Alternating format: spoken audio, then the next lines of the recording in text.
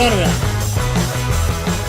Okay, really, the runaround is basically when you do stealing and you speed it up. It looks something a little bit like, go. This.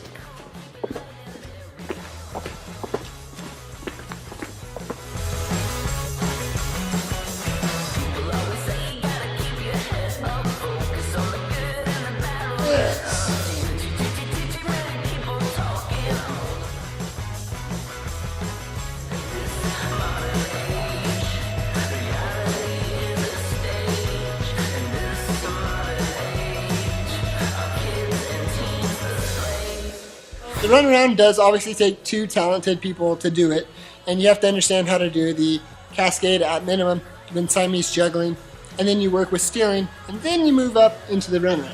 Practice this, you'll get people laughing left and right when you do this out in public.